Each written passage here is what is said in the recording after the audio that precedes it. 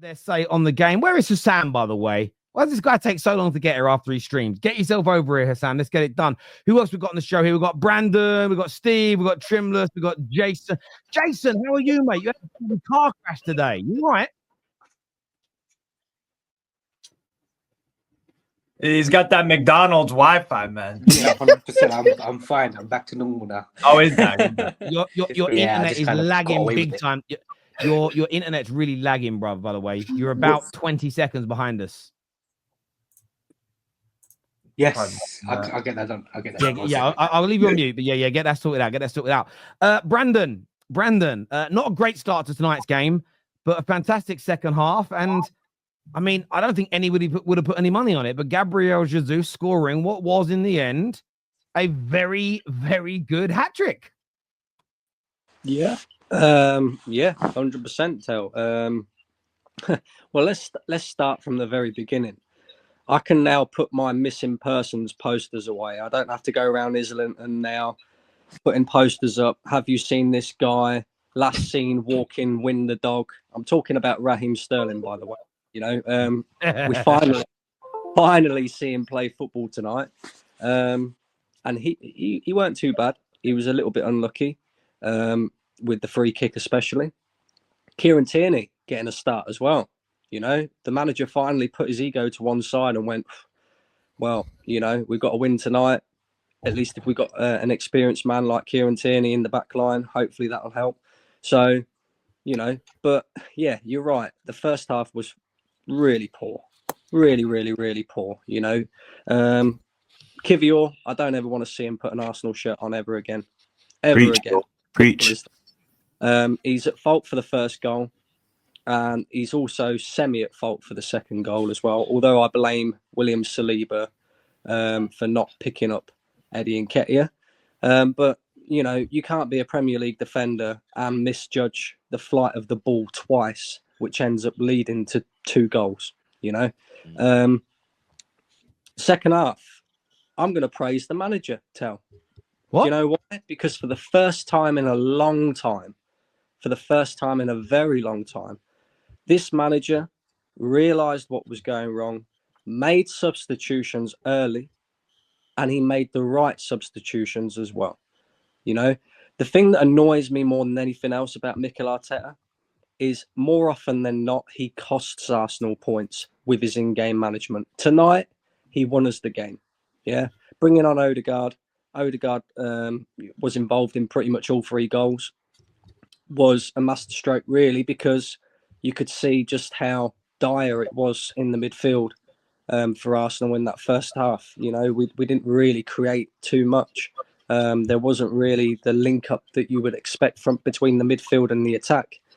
So bringing on Odegaard and bringing on Saliba to try and short up at the back a little bit as well was, you know, good decision by him. And Gabriel Jesus, well, considering he hasn't scored at the Emirates for over a year, hat-trick tonight, you know, so he can actually finish, which I was questioning a couple of weeks ago when we played Monaco, because when you're missing one-on-ones like that, you know, you have to question whether this guy actually is any good in front of goal. But tonight, he took his goals very well. If there was any Arsenal player in the squad that needed a goal, it was him. And hopefully that will kind of fill him with confidence a little bit, because let's be real, our biggest problems so far this season has been in front of goal. We're not scoring enough goals. We've basically become set piece or Bukayo Saka FC. Havertz has been through a little bit of a purple patch towards the back end of last season, beginning of this, and you know, he's not performing.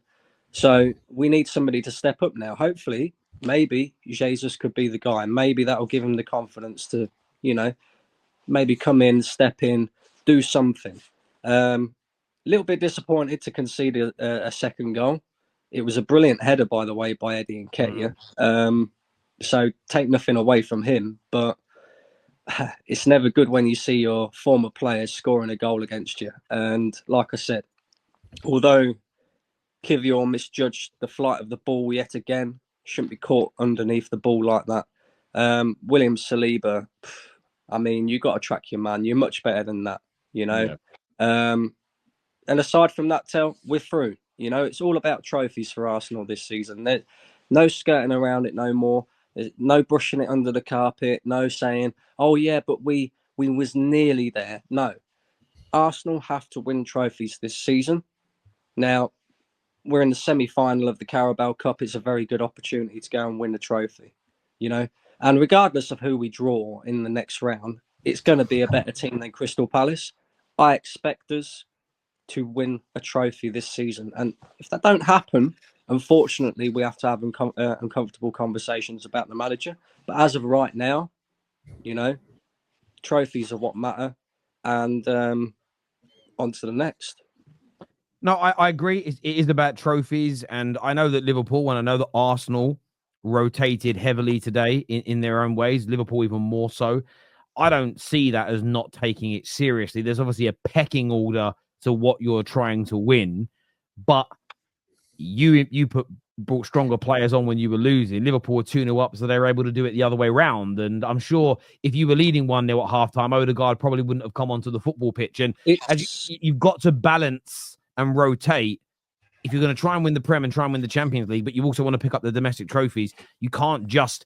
It isn't as simple as picking your best team to win tonight's game. You can't actually keep just picking your best team. You have to rotate. Otherwise, you'll end up winning nothing if you just play your first team every week. So I don't see it as not taking the League Cup seriously. You're doing what is required. You know, Newcastle could play their full team tonight. They're not in Europe, as an example, and they're not in the title race. So it makes sense why they would do this. But if they were a Champions League team and they were in the title race, you could almost, they'd have to rotate. You can't play your full strength team. So I think Arsenal are taking this seriously. You can tell by the way the players celebrated those Jesus goals. That wasn't a team that was like, oh yeah, we're through. That was a real celebration. Yeah, it's a difficult one, Tel, because you expect rotation. I think Arteta, the biggest problem with our first half performance. Jesus was crying in his post-match interview, by the way. You could tell that he cried before because his eyes were red. Yeah, but I think it's more like it's not just the Carabao Cup importance for Jesus. It's the fact that he had a kid. That's why he's doing this whole thing, and the fact that he probably ain't scored in a long time. So that's what kind of got to him towards the end. But you could tell he was crying in the dressing room before, 100%. Yeah, it's relief. I think it's the fact that he hasn't scored for 12 months at home. That's a sign. Brandon, let me ask you a question. Relief. Sorry, I want to interrupt you. I want to ask all you Arsenal fans a question. Next Arsenal game, are you starting Jesus or Havertz? Jesus. You got to go with the hot hand. He's going to play Havertz, but I'd prefer Jesus. You got to go with the hot hand. Nah. I think at the end of the day, right, Havertz isn't performing right now. I think when you've got a player who's just, he must have confidence after scoring a hat-trick tonight. So I would personally start Jesus and see what happens. You've still got Havertz to come off the bench. So I would go with that. But just on your rotation thing, Tel, it's a difficult one to judge because I think Arsenal's biggest problem in that first half was it was probably too much rotation by the manager. I think he over-rotated. I always like to, I know you've got to rotate, but I'd like to think that you would start with your first team, win the game, and then bring them off. I know that's not always the case, but, you know, we got the job done.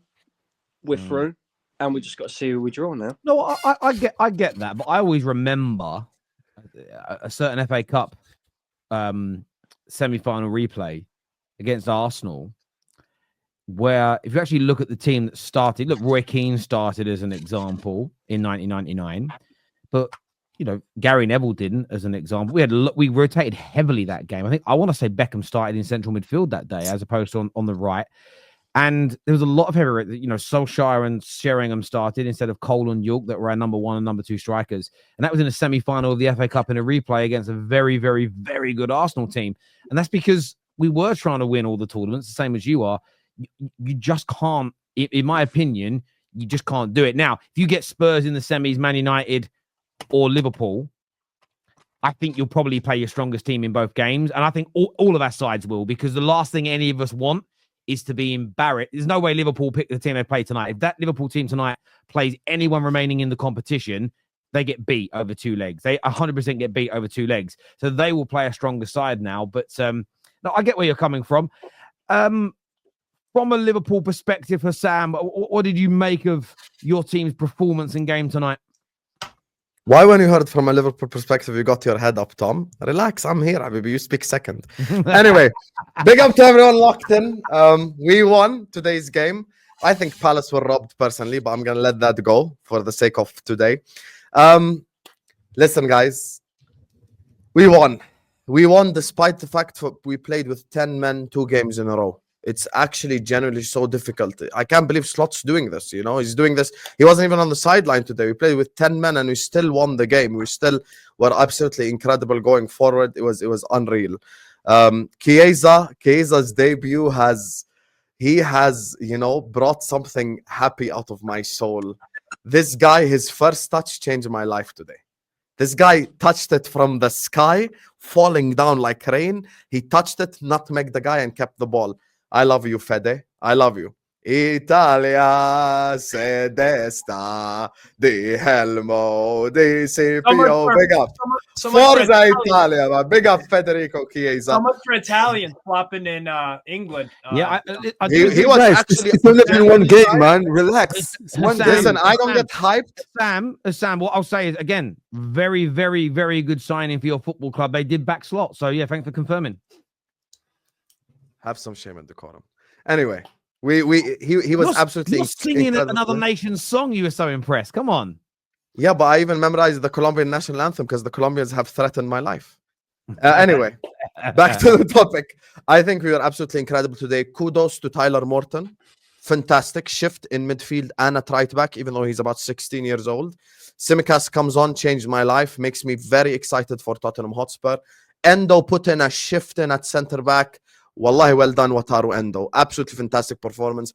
Kwanzaa had bad moments, but I'm not going to pile on because he had a tackle towards the end that saved us from conceding as well. So the block that he had towards the end, interception, absolutely incredible. Harvey Elliott is back. You know, I thought the forwards in general, Gakpo had a good game. I liked Chiesa's game.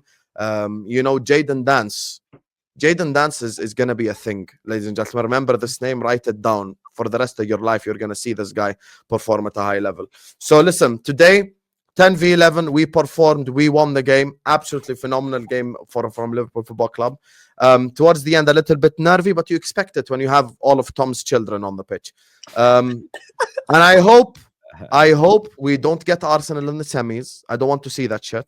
I want us to get either a Newcastle or the winner of tomorrow's game, because I'm just not trying to see Arsenal in a semi-final when you're in a title race, two-legged and shit. I just don't want to get that. So yeah, that's my question. You mentioned earlier about, by the way, I want to say to David, he says here, I thought Terry was balanced and fair. He only cares about big clubs getting robbed. Go back to the 6th minute of this video, my friend, where I said 100% it looks like an offside, but there's no VAR. And the point is, if you're going to go on about my crusade against the PGMOL, go back and listen to what it is I speak about. With VAR, mistakes shouldn't happen. With VAR, Kwanzaa gets sent off today because 100% was a denied a clear goal scoring opportunity. With VAR, Jesus' second goal doesn't happen. If with VAR, those two decisions still happen, then there's a robbery.